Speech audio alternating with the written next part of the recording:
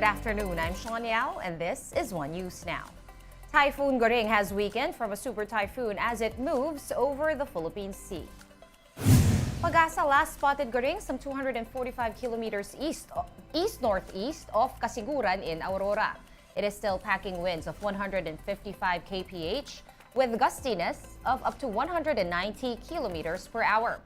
Goring will either make a close approach or landfall in Batanes on Wednesday. After that, it will then cross the Taiwan Strait before making landfall over southeastern China. Tropical cyclone wind signal number 1 remains in effect over several areas in Luzon.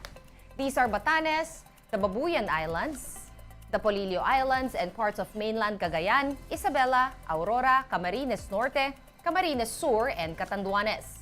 Goring will also continue to enhance the southwest monsoon or habagat. This, in turn, will be bringing rains over central Luzon, southern Luzon, and the Visayas in the next 3 days. Moving on now to another story. This time, the filing of certificates of candidacy or COCs for the local elections, which starts today, Monday, August 28th. Authorities have put up checkpoints nationwide to make sure that the gun ban will be strictly implemented as the Barangay and Sangguniang Kabataan or SK elections kick off. Up for grabs in the BSKE are over 42,000 positions for barangay captain and nearly 300,000 other posts. Local bets can file their candidacies over at the office of the election officer in their respective barangays. COCs will be accepted until September 2, while the official campaign period will be from October 19 to 28. BSKE voting will be on October 30. And in other news, the Philippine National Police has revoked the gun license of a retired cop who recently figured in a road rage incident. Former police officer Willie Gonzalez is now prohibited from owning and carrying any firearm after his actions toward a cyclist in Quezon City on August 8. He could also face administrative charges. Recall that Gonzalez surrendered to authorities after a lawyer and avid cyclist Raymond Fortun shared a video of the incident. The footage showed Gonzalez in a red sedan cutting through a cyclist's path. Gonzalez then hit the cyclist on the head and brandished his firearm. But Gonzalez said he and the cyclist have signed an agreement to settle the case. He also turned the tables on vloggers who uploaded and shared the road rage video. Pakiusap ko lang po sana kasi masyado na po tayo sa social media ngayon. Sana yung mga vloggers, sana maging responsable sila. Hindi nila alam ang punot dulo. Marami kaagad magko-comment. Nakita nagkasala. Hindi naman nila nakita yung tunay na pangyayari. Yun lang po masasabi ko. Sana maging responsable po tayo na vloggers. And settled out of court or not, attorney Raymond Fortun is still bent on filing complaints against the gun-toting Willie Gonzalez. Attorney Fortun recognizes that he cannot file criminal charges against the former cop since the cyclist in the viral video has decided to not pursue charges. However, Fortun noted that out of pure civic duty, he will be filing a complaint with the Land Transportation Office or LTO to suspend or revoke Gonzalez's driver's license.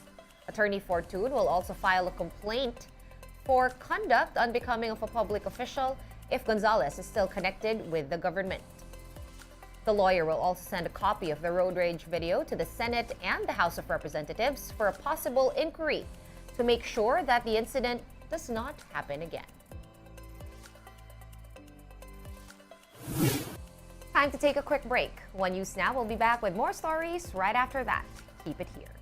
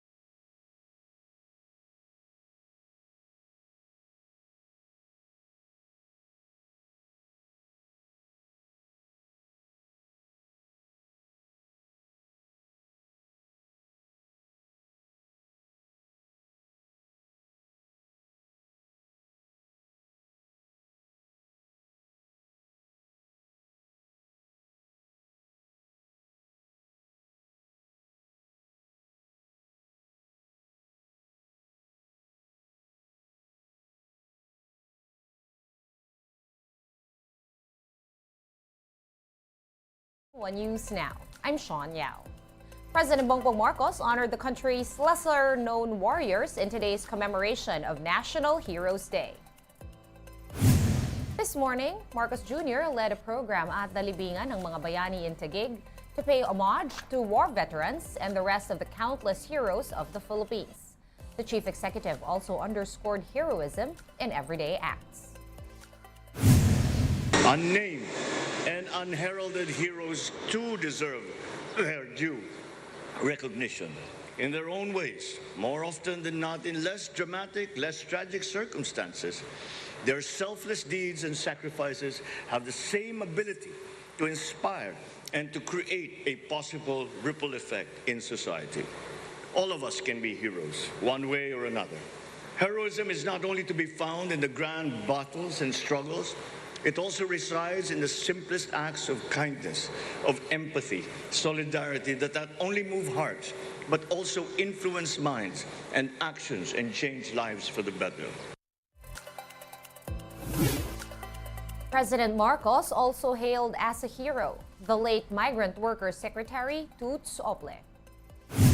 Marcos Jr., Vice President Sara Duterte, and most of the cabinet secretaries were present in the necrological service for Ople in Malacanang this morning.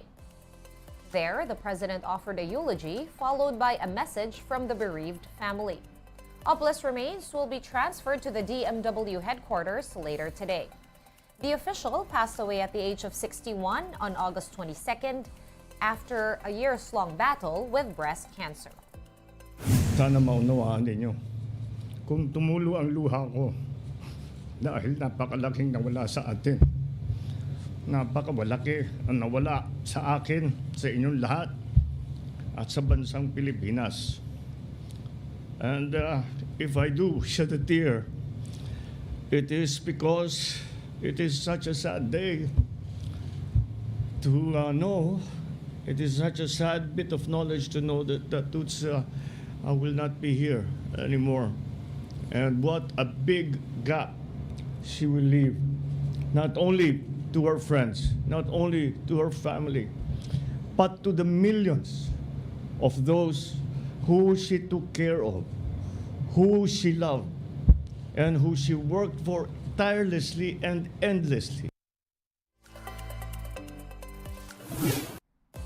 Moving on now to another story. Oil companies are implementing another round of fuel price hikes this week. Effective tomorrow, Tuesday, August 29, diesel will be pricier by 70 centavos a liter. Gasoline prices, on the other hand, will see an increase of 30 centavos per liter. This would mark the 8th consecutive week of price hikes for diesel and 7th straight week for gasoline. The Energy Department is still blaming the projected price hikes on production cuts by Saudi Arabia and Russia. For now, diesel prices in Metro Manila is ranging from around 59 to over 82 pesos a liter. On the other hand, gasoline prices are currently going for about 59 to 87 pesos per liter. And in sports, Gilas Pilipinas lost their first 2 assignments in the FIBA World Cup, but there is still a glimmer of hope. After falling to an 0-2 record in the tournament, Gilas can still manage to enter the second round, but on 2 conditions. First, the Dominican Republic will have to beat Angola. Second, Team Philippines needs to beat Italy by at least 13 points. This way, Italy, Angola, and Gilas will also have 1-2 records, but the Pinoys will have the tiebreaker. Gilas Pilipinas will be taking on Italy tomorrow night for their final group stage game in the World Cup. In line with that, the FIBA World Cup will continue with several games today here in the Philippines. First to take the stage are China and South Sudan at the Smart Araneta Coliseum at 4 p.m. This will be followed by Puerto Rico versus Serbia at 8 in the evening. Games will also be happening over at the Mall of Asia Arena. At 4:45, New Zealand will be playing Jordan as both teams try to book their first win. Then at 8:40 p.m., it is Greece's turn to take on the United States, with both coming off rousing wins in their respective openers. Catch the games on these channels and streaming platforms.